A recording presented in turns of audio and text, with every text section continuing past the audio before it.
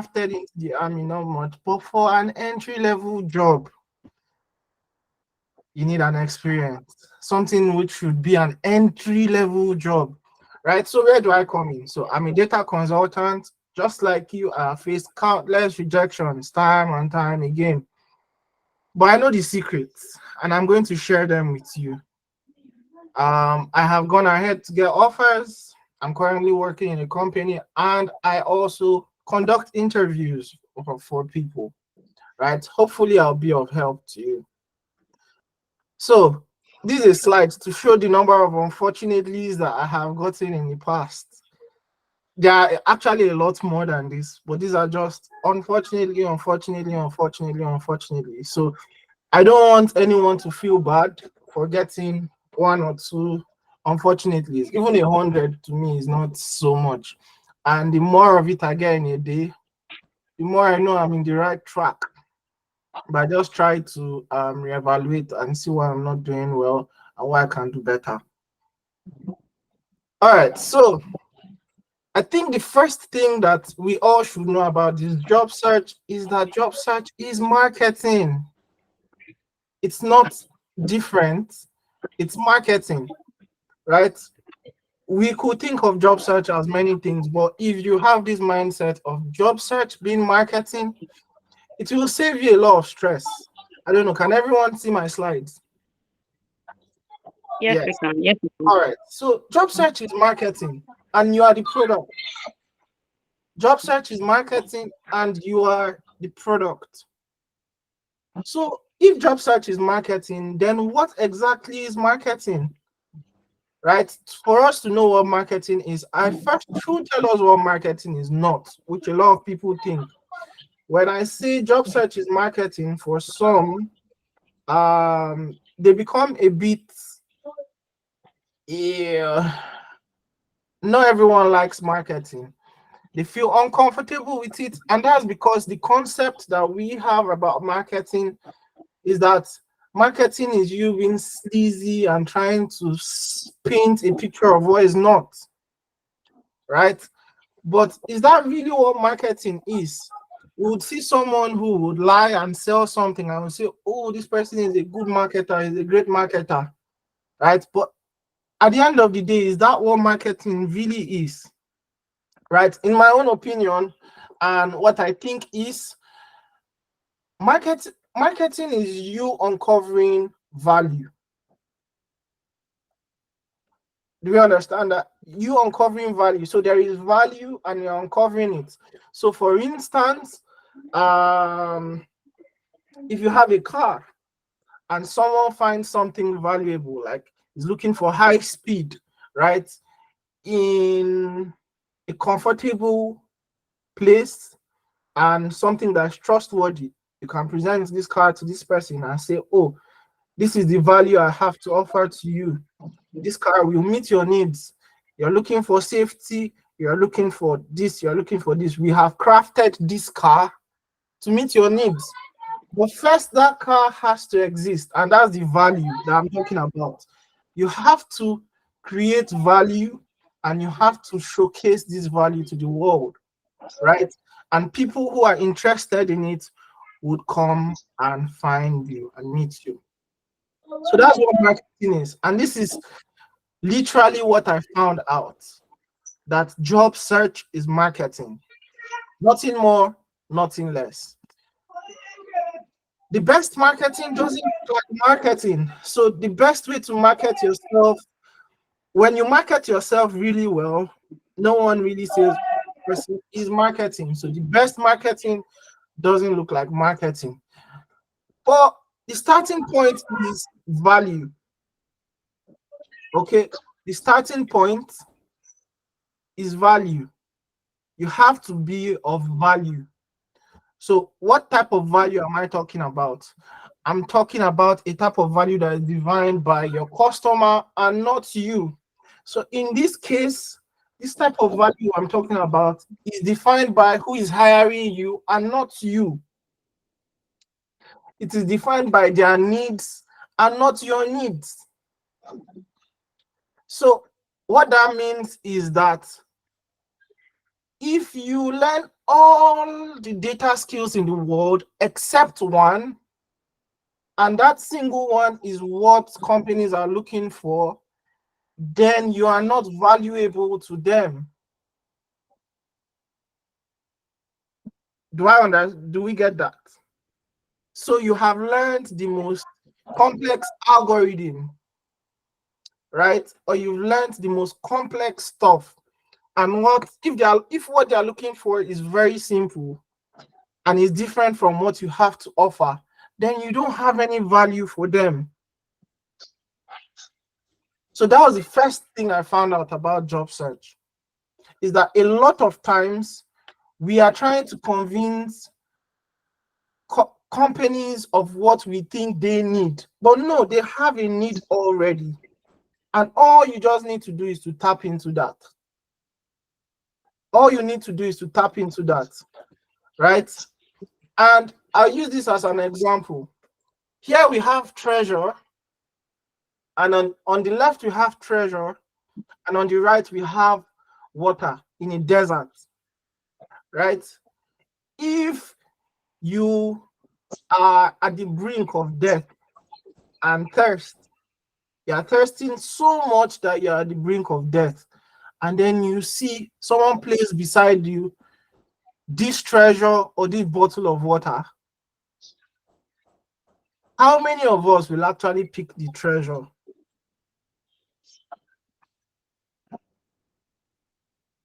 Not many of us, right? Not many of us. And this is what we do to these companies, right? Let's say someone just needs someone who is going to be in charge of Excel for them, right? But you're coming and you're showing them all these fancy skills that you have learned, which are great and which are absolutely nice and exciting and everything. You have built machine learning models. You have done several things. Oh, that's super. That's great, right? But sometimes all they want is a bottle of water, right? So I need you to understand very well what personalization means, what value means. That value is not about you, but value is about them. So what that means is that if in your life you have been, let's say, a researcher, I'll use myself as an example. I worked a lot in research, a lot of carbon research. When I started applying for jobs, I would send my CV and it will have on it all the prestigious research work that I have done, right? And that was great, but I kept getting rejection after rejection after rejection. And then I finally got someone who told me, oh, mind you, I'm applying for a data analyst role, but I put a lot of my research work and the work that I did in the petroleum industry, and that was nice, right? But they are not interested in that. They are not really interested in. They're only interested in, okay, which part of that job applies to us and applies to this job description that I have shown you. Because that's what the job description is that they are telling you that this is the person we need. So the documents that you are supposed to be giving them in form of a CV is telling you that, okay, this is the person you need, and this is the person that I am. I'm here to meet your needs. But if I now come and tell you that, oh, I worked for this number of years in the petroleum industry, and I was able to let's say work on the rig, I was able to produce this amount of oil, it makes no sense to somebody who wants someone to write SQL code or to make basic visualizations for them, right? Or finished my program. I studied in a very prestigious university, and when we studied a lot of complicated stuff, if I'm being honest, a lot of complicated stuff.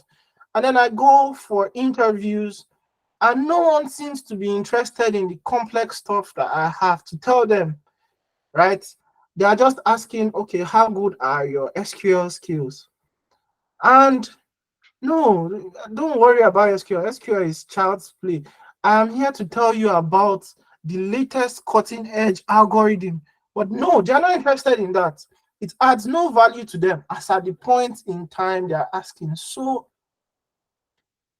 we must always remember personalize. Different companies are looking for different things. We should be able to show them what we have. So personalization, this is what helps you to cut through the noise and make a meaningful connection with customers. And in this case, your recruiters, right? I'll tell you for certain that they have hundreds and hundreds of applications every single day. That's why I don't take a rejection very personal. But what will help you cut through the noise is that every single person who is applying is saying everything about them, is saying everything about their experience. If you can step aside and tell them only things that will happen to them, then you will set yourself aside. And let me give you an example. Have you ever been searching for one particular sneakers, right? You want to buy a certain type of shoe, and everybody is offering different types of shoes to you, and they're like, oh, well, just take this one. It is a shoe. But no, you're not just looking for a shoe. There's a particular one you're looking for. And when you finally find that one, you're like, ha, finally, I have found what I'm looking for. Right? So as at that point in time, if one person has the shoe you're looking for, other people, even though they have alternatives to what a shoe is, you have found all you're looking for. And anyone who knows personalization knows that that's what it is. You're picking out your customer and you're getting what is suitable for them. And personalization is why a lot of companies are winning. For instance, YouTube. YouTube won't bother to show you all the content in the world. All they need to do is to look at what you are already watching. And they say, okay, this person is actually interested in tutorials. Let's be suggesting tutorials for him. And that's how they keep your interest. Or this person is actually interested in Nollywood. Let's start pushing Nollywood stuff to him. Or this person is actually interested in listening to preachings and messages from men of God or ministers of God from a certain church. And then they start pushing that type of content to you. Or you like jokes, they will push that type of content to you. So with time, you'll see that if you watch 2 videos, 3 videos, 4 videos, YouTube will be like, I know this guy already. And then you'll start to push that type of content to you. And then before you know, you're spending hours on YouTube, on Instagram. This is what they know, personalization. They personalize their content. So you should also personalize your content. You cannot, unfortunately, it would be nice if you could learn everything and present everything to everybody you meet, but that's not the case. So you have to learn what is relevant and present this to companies. So what do you have to leverage? What will companies see as value that you bring on board? The first is your experience. Companies would love you to have years of experience, not because of the experience itself. I need you to listen to that. Companies need you to show experience, not because of the experience itself. If I had 5 years of experience and all I did was go to work, drink tea, and play snooker, right?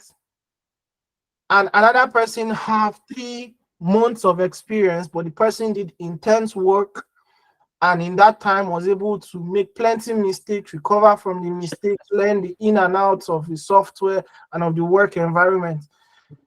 Which of us have experience? Is it me with the 5 years or the person with the 3 months? Which of us um, is able to render value. So while companies will tell you they are looking for experience, what they are actually looking for is value, right? And there are other ways to try to make up for the experience. If I'm going to be frank with you, experience is very important. But what happens when you don't have experience? For instance, people who are transitioning, they may have no data skills, right? But they have domain knowledge. So if you're here and you're probably working in, let's say, engineering, right? In engineering, there is maths, right? And if we are having, let's say, a particular role, a data role in an engineering company, because you already have knowledge of engineering, you know how to communicate in their language, you know the problems, you know the limitations, companies would rather go for you. So that's something you can leverage on. That is value that you can offer to them. So you can tell them, okay, although I do not have 5 years of data experience, I have 5 years of engineering experience, and I'm able to understand your needs. And with my knowledge of data analytics, I think I can meet your needs, right? So you have tailored it to them. So domain knowledge is very, very, it's a huge thing that you can leverage upon. Domain knowledge is a huge thing you can leverage upon. If you worked in marketing, for instance, right? A lot of marketing teams want data analysts, but they don't just want people who are number crunchers. You know, number crunchers, they can't relate numbers to real life, but they know how to do the numbers, they know how to solve the thing, right? For a lot of companies, their marketing teams are looking for people who have a good understanding of marketing, but also have an understanding of data. So if you can come and tell them, oh, I've worked 5 years in in marketing, and I have quite some knowledge on data, I am willing to expand on it. You have not thrown your domain knowledge away. So it's very important. It's very important. For most people who are transiting or transitioning here, you have domain knowledge. Don't throw it away. If it's accounting, it is going to be needful. You could get a data analytics role in an accounting company easier than someone who is just getting in for the first time, right? And what that also means is that you won't be starting from a junior position, but instead a senior one, because you are carrying your skill set into the new role. If you're a scientist, for instance, several companies, science-based companies, are looking for data analysts. If you can show them that you have the requisite scientific knowledge and experience, and you also have the basic data analytics skills that is required, then they bring you in, right? So domain knowledge is huge. Your personal experience is next, right? It's something that you can leverage. Have you built projects before? Have you built projects before? If you've built projects before, tell them about it. If you've built a dashboard before, tell them about it, right? But it has to be relevant. It has to be relevant. It has to be relevant. So you should be able to talk about your personal experience, although it's not work experience, but it's my personal experience. I built, for instance, myself, I built quite a number of personal projects by the time I was applying. So by the time I showed them that, oh, I have worked with Power BI, I've worked with Tableau, I've worked with Python, I had worked with this, and I had built projects from scratch to finish. They're like, okay, maybe you don't have the work experience, but you know how to use these tools already, right? So your skills also can come to play. And this is both technical and your soft skills. If you're a great communicator, right, or you are somebody who can really organize stuff, I personally look to hire this kind of people, right? They might not have all the experience in the world, but I know that when they come on board, they're able to communicate clearly. They're able to ask when they need help, right? They're able to. So these are some of the things that you need to talk about, especially when you know that the company is going to need them. And then your education and your certification, right? When you gain a certification, that's nice. When you gain an education, that's nice. It's even bigger when you gain a certification or education in which you have done a lot of projects and you have gained a lot of skills. You can talk about these things, right? When I worked in research, for instance, if I'm going to be honest with you, I did a lot of lab work, a lot of things with chemicals and all of that. And my initial CV that wasn't tailored had all of that in because I felt okay, it's my work experience. So I should tell them, oh, I optimize the production of this chemical or this. And they are not interested because whoever is hiring the doesn't have a lot of time, right? They just pick it, look at it, okay, that, okay.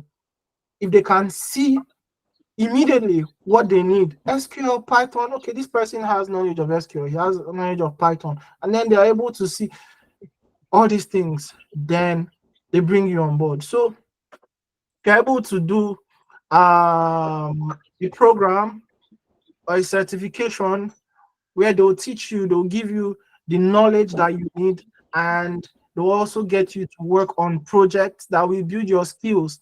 Then that is good enough for you to leverage on.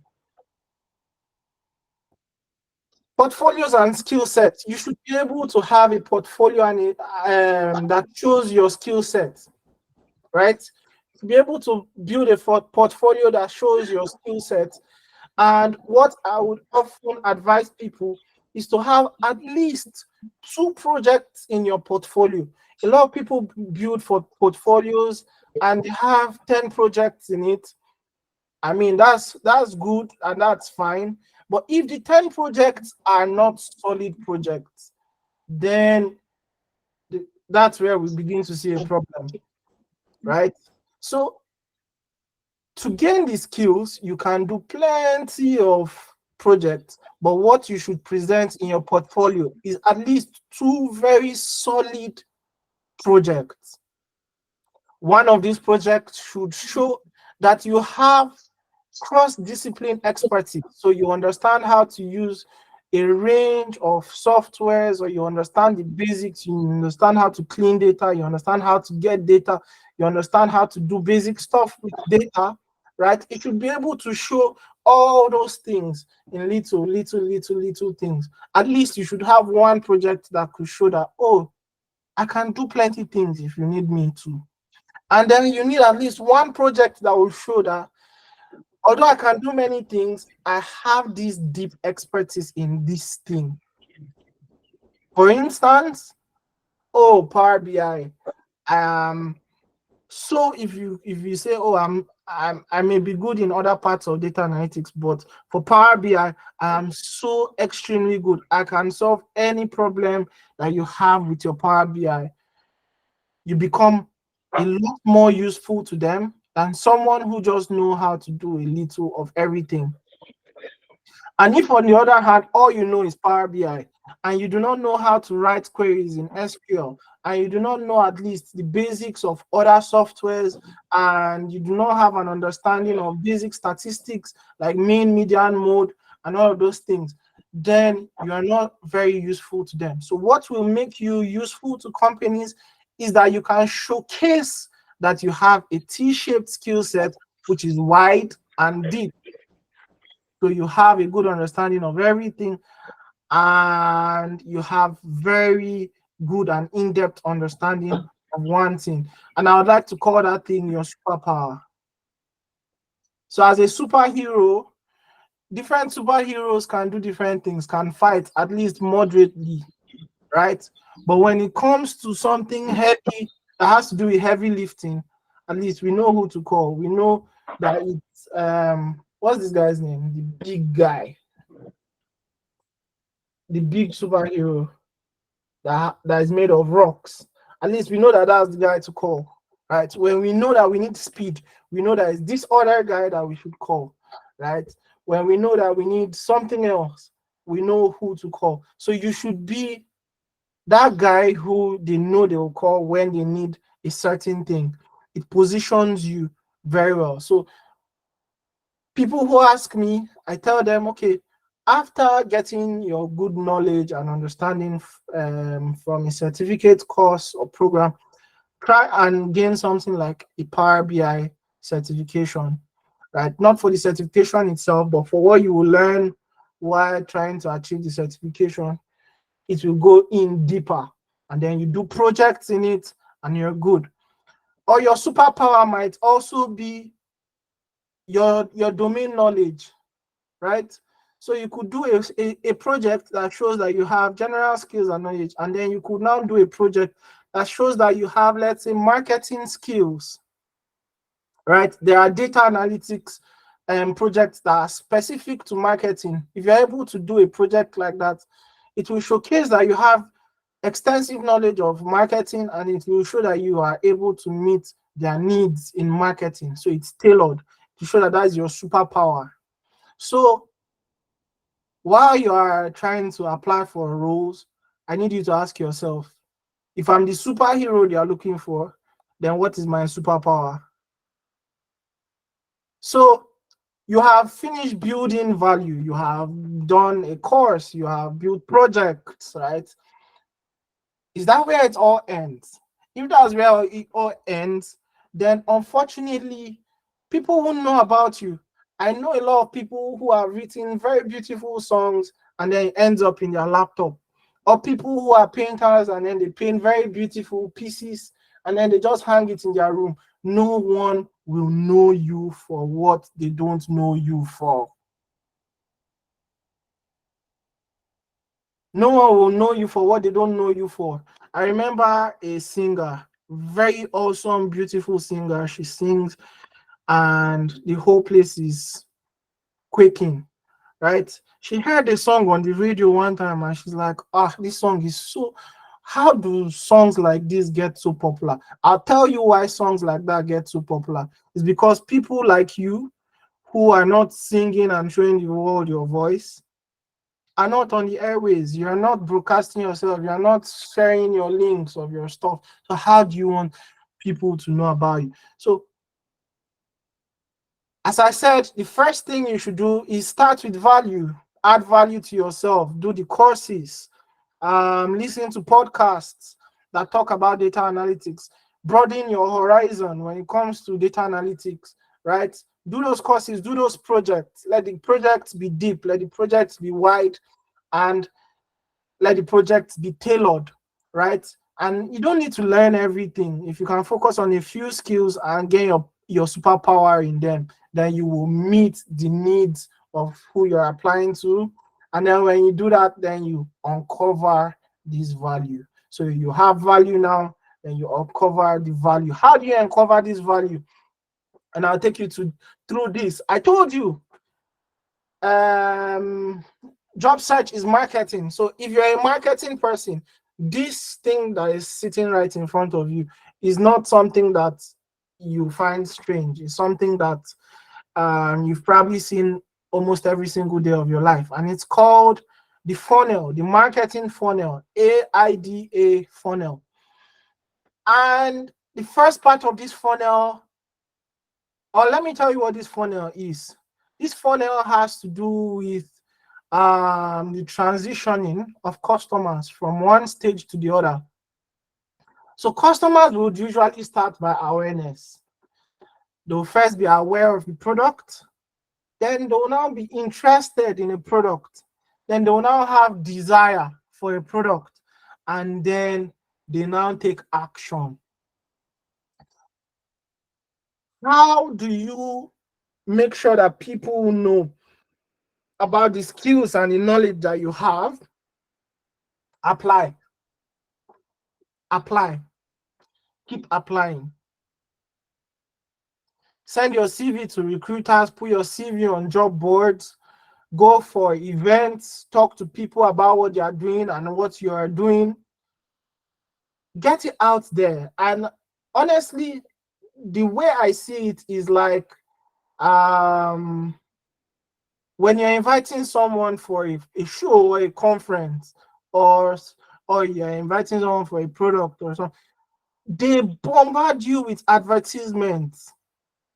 And that is what you're doing. That's what you're supposed to do. You are supposed to advertise yourself. They bombard you with advertisements. When you see someone sharing a flyer, see it like you sharing your CV, right? So don't say, oh, I've applied for 50 jobs and I haven't gotten any call back, right? I mean, if it's that bad, then fix your CV. But yeah, if it's just a few jobs you've applied for and you're getting rejections, then why not increase the number of people of applications that you're making? And I'll give you a small analogy that I use. It's actually mathematical and it's called some call it it's the central limit theorem. And all that it is, right, is that if you apply for 10 and then you get one, right? Or the rule of numbers. If you apply for 10 and then you get one, it means that if you apply for 1,000, you would get 100. And it means that if you apply for 100, you would get 10, right? So I need you to see like that, that the more you make awareness, the more you put yourself in a better position to be known and seen by others. So keep applying, keep going to the job boards, keep networking, keep doing anything it is to get yourself out there, keep writing articles. So keep letting LinkedIn know every step you are making. Let LinkedIn know you have completed this course. Yes, disturb them, let them know. Let them know, because while somebody might see you as someone who is disturbing, another person is seeing you as someone who is a consistent learner, right? So create awareness of yourself. Let people know about you and what you do, right? Then if we have an ugly flyer, right, you might create awareness, but people will not be interested. People will not be interested. So you must make sure that the document, your flyer, which in this case is your CV that you are spreading around, make sure that it's attractive at least, and make sure that it generates interest by showing that you can scratch where it itches them, right? And this goes back to what I talked about personalization. You should not just apply for applying sake. I mean, it's good to apply, but you must make sure that your application is personalized. I'll tell you what worked for me. What worked for me was that I removed from my mind that I have so much to learn, right? And then I focused on mastering SQL, on mastering Python, and on mastering Power BI. There are so many other technologies you could learn them, but I made sure that I understood how to use this very well, because I knew that this was where it was itching most companies. They needed someone who could use these technologies. So I learned them, and I learned them very well. And while other people are talking about the fact that they have other knowledge, I'm telling companies that I have other knowledge, but you see these three things, I can do it for you more than anyone else will do it. And I have projects to show that I can do it, and I have certifications to show that I can do it. So I scratched where it itched them. Another thing is scratching where it itched them is that companies are more interested in things that will bring in profit, things that will cut costs, right? So anything that will keep their customers and all of those stuff, those are the things they're interested in. So if you have a portfolio, and what you have on your portfolio is an analysis of um, music that is listened to by people, and you are applying to a company which is a construction company, right? they might be interested in what you have to show, but honestly, it will not generate as much interest as when you tailor in. When you tailor in, so um, don't submit a football analysis to a company that is looking for a marketing analytics person, or a company that is looking for a sales analytics person, or a HR analytics role, or a general analytics role, or a general data role. Instead, submit something that you think, or put projects in your portfolio that you know can add value. And when you're talking about the projects that you did, don't just talk about the fact that, oh, I use this Excel function, I use this SQL function. No, they are not interested in that. That doesn't interest them. Talk about the fact that with this project I worked on, I can help you cut time for reporting. I can help your company cut time of reporting. I can help your company increase profits. I can help your company increase sales. I can help your company keep their their customers, right? I can help your company attract customers by this project that I did. So your project has to tie into what this company is facing at that time, and you should be able to meet it. And then when you have been able to generate a lot of interest in them, they're interested in you, then desire. They shouldn't only be interested, but they should desire to hire you. And for desire, I'd say it's your interview process. You should be able to answer the questions that they have. And if you have not taken time to build value first before applying, then they might have awareness, you might tickle their interest, but when it comes to desire, they'll be like, we're not sure we desire to hire this person. So make them aware, make them interested by letting them know that you can scratch where it itch, and then let them desire you. Answer their questions well. I wish if probably we have another time we could talk in depth about what the interview is like and how to answer their questions in interviews. But honestly, interviewers are not necessarily looking for you to tell them every single thing. They are not looking for you to answer every single question. But if you're able to answer the questions to a fair amount, right, and you are also able to handle those questions in which you cannot answer with gracefully, right, then they're able to see that, okay, this person is someone we can work with. So knowing where it each means that when you reach the interview level, at least find out a little about the company, find out about what they fancy, what are their ideologies. Some companies are very keen about climate, right? It might be a banking company, but it might be a bank, but they might be interested in things that have to do with environment, communities, right? Try and dig in. How does your own personal values align with their ideologies? These are the things that will trigger them to desire you than other people. And then finally, I need you to prompt them.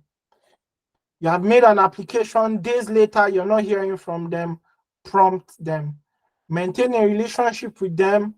What I'd usually do is when I put in an application, I try to see if there's anyone in that company on LinkedIn. I can message the person. I'll message the person and I'll tell the person, no, I just applied to a role in your company. I'd like you to tell me what it's like in your company, right? And then I have conversations with the person so that whenever, let's say I've passed a certain stage, I would message the person, oh, I've reached this stage currently in your recruitment process. Do you have any advice for the next stage? Or could you help me find out why it's taking this long, right? So these are things that you should do to drive people to not only be aware, interested, and desire you, but also to take action into hiring you. Because honestly, it could be that there are two people, right? There are two people or there are three people that they are strongly considering. You have reached final stage, and they've seen that there are three people that they are strongly considering, right? And they desire to hire these people. And then your message comes in saying, oh, please, oh, if there is anything any more information you need me to provide with regards to my application, I'll be glad to.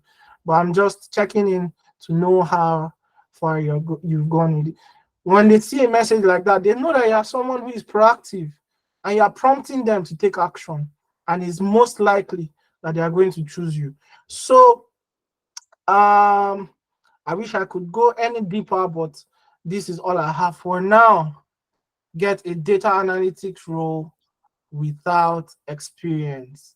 Any questions? Wow. Thank you so much. Please let's throw in the clapping emojis. Yes, thank you very much, Yamusa. Let's throw in the clapping emojis. Guys, aren't you excited? We have only Yamusa here. Thank you so much, Ezra, for that